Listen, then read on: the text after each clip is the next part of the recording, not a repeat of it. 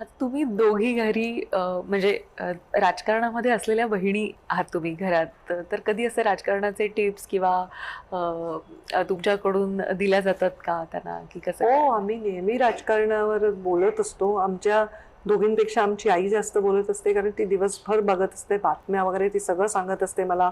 जसं माझं आर्यमन आहे तशीच माझी आई आहे. तिला सगळं माहीत असतं. ती खूप म्हणजे बरं. वाचन आणि बघते. तर आमच्या राजकारणावर चर्चा होत असते. आम्ही एकमेकांना टिप्स तर देतो कधी-कधी, म्हणजे राजकारणावरच देतो नाही, सगळ्या जीवनावर देतो. आम्ही 4 चौघी माझी आई आणि आम्ही तिघी एकमेकांना सारखंच सांगत असतो. कधी आमचे मत मिळतात, कधी नाही मिळत, कधी मत भिन्नताही असते. शेवटी फॅमिली फॅमिली असते आणि आम्ही एकमेकांना जेवढं जाणतो मला नाही वाटत कोणी दुसरं जाणू शकेल. तर मला माहीत असतं की प्रीतमताईंमध्ये काय आहे, यशस्वीमध्ये काय आहे, आईमध्ये काय आहे. त्यांना माहीत असतं माझं हे वीक पॉइंट आहे, ते स्ट्रॉंग पॉइंट आहे. तर आम्ही सगळ्या खूप वेल रेड आणि एज्युकेटेड अशा असल्यामुळे आम्ही एकमेकांशी फार इंटरफिअर करत नाही. आम्ही ते म्हणजे एक फ्रीडम आहे की तुम्ही हे तुमचं तुमचं पद्धतीने करा. आणि मात्र जेव्हा वेळ येते पाच चौघींपैकी कोणावरही, तर सगळे एका अशा एका कंबर हातावर. कसून एकदम स्पेशली माझ्यावर काही टीका झाली, मला काही वाईट बोललं कोणी किंवा काही बातमी आली वगैरे, तर अगदी तिघी पण अगदी दात ओठ खाऊन वगैरे चिडून बसलेले असतात. आता प्रीतम ताई पण पुन्हा राज्यसभेवर जातात का, आता याकडे सगळ्यांचं लक्ष आय लागलंय? Hope so. माझी मोठी बहीण म्हणून हा प्रयत्न राहील, ही प्रार्थना राहील की तिने परत राजकारणात ऍक्टिव्ह व्हावं. आता बघू आमचे वरिष्ठ योग्य निर्णय घेतील. आणि मला असं वाटतं की कधी कधी आपल्या बाबतीत एखादा न झालेला निर्णय सुद्धा आपल्या योग्य भविष्यासाठी असतो, असा मी विचार आता करायला लागलेली आहे आणि मला असा अनुभव आहे. तर मी प्रयत्न तर करणारच राहणार आणि तिला मिळावं असंच मला वाटणार. यशस्वी बद्दल काय सांगाल? कारण ती अपडेटेड आहे, म्हणजे she is a next generation आहे. हो, ती नेक्स्ट सो जनरेशन. तुमच्या दोघींमध्ये she is a next generation. So हो, विचारांमध्ये किती फरक असतो? खूप फरक असतो. खूप स्ट्रेट असतात ते लोक, त्यांचे विचार खूप लवकर फ्रीज होतात. आपल्या पिढीमध्ये आपण प्रत्येक वेळी विचार, हा माणूस असा आहे का, असा असेल, नसेल, तसं असेल, नाही ग त्याला तसं वाटत नसेल, आपण असं खूप करतो. पण ही पिढी तशी नाही आहे, त्यांचं फार क्लिअर आहे. ती लॉयर आहे, त्यामुळे ती आर्ग्युमेंटमध्ये आम्हाला कोणालाही ती जिंकू देत नाही. ती वकील आहे आणि ती खूप संसारी पण आहे. म्हणजे तिला खूप स्वयंपाक करायला, अच्छा. सगळ्यांना बोलवून वेगवेगळे पदार्थ खाऊ घालायला आवडतं, तिला जग बघायला आवडतं. तिचं ड्रेसिंग सेन्स वगैरे अमेझिंग आहे. तिला खूपच क्लासी आहे तिचे कपड्यांची वगैरे चॉईस. आणि आमच्या दोन्ही मुलांना म्हणजे प्रीतमच्या आणि मला तिने अगदी आईचं प्रेम देऊन सांभाळलेलं आहे.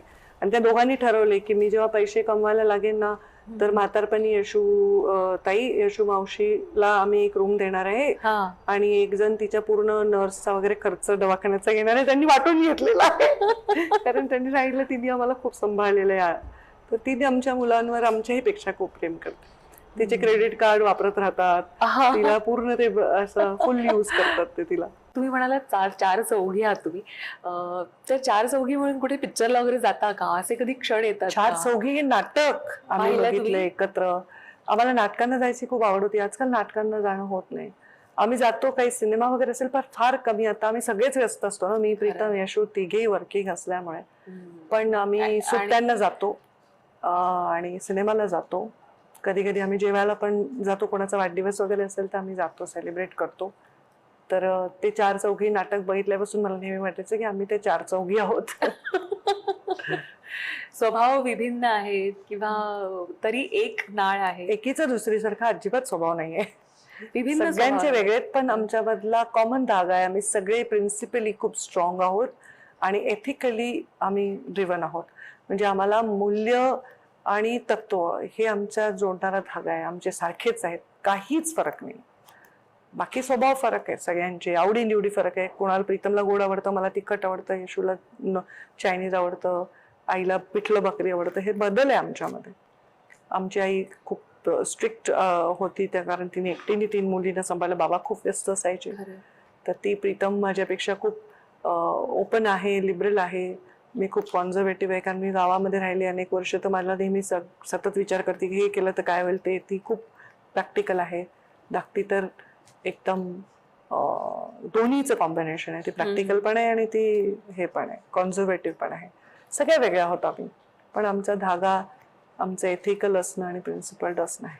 तुम्ही चौघींनी मिळून एखादा पदार्थ वगैरे असा घरी बनवलेला आहे का? चौघी मिळून नाही बनवू शकत, होऊच शकत नाही. तो पदार्थ तयारच होऊ शकत नाही, होऊ शकत, चर्चाच होईल नाहीच होऊ शकत.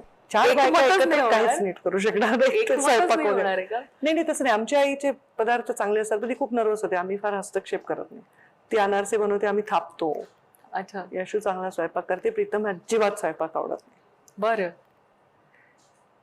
तर आम्ही तुम्ही छान स्वयंपाक बनवता, म्हणजे सगळ्याच पद्धतीचा, हम्म. कॉन्टिनेंटल, सगळं चांगला स्वयंपाक करते मी. सो चौघांनी मिळून एखादी अशी डिश, किंवा मला असं वाटलं ते मास्टर शेफ वगैरे चालू असायचं तेव्हा कधी? नाही, म्हणजे तशी आवड मला आणि धाकटीला आहे. अच्छा, बनवून खाऊ घालायची. आईला चांगला स्वयंपाक येतो, खमंग स्वयंपाक येतो, पण फार स्वयंपाक करून लोकांना बोलवा असं नाही. तिचे ठरलेले पदार्थ असतात. तिचा अनारसा, तिचं एक आंबट गोड टिपिकल वरण असतं, तिच्या हातची वांग्याची भरली वांगी असतात, तिचे टिपिकल पदार्थ असतात. ती खूप छान बनवते, दाण्याचं कूट घालून. आणि प्रीतमला खायला आवडतं. तिला नाही स्वयंपाकाची. आर्यमनला आईच्या हातचं काय आवडतं खायला? त्याचं असं काही फार आग्रह नाही की आईनेच बनवावं. वा, त्याचं म्हणजे एक नवीन जनरेशनचं बरं आहे. पण त्याला मध्येच ऑर्डर करून किंवा आपण ऑर्डर, तो लहान असताना मी त्याला एक नाचणीचं खाऊ घालायचे सत्व. सत्व. त्याला मध्ये खूप बरं नसलं की मम्मी नाचणी खाऊ घाल. बाकी मी प्रॉनचं पुलाव बनवते वगैरे, तर त्याचे मित्र आले की मम्मी प्रॉन पुलाव कर, स्वयंपाक करायचे. आता तर गेल्या वर्ष 1.5 वर्षात तर मी स्वयंपाक केला नाही, आणि त्याला काय फार मीच करावं असा त्याचा आग्रह नसतो, पण मी केलं की आवडीने खातो.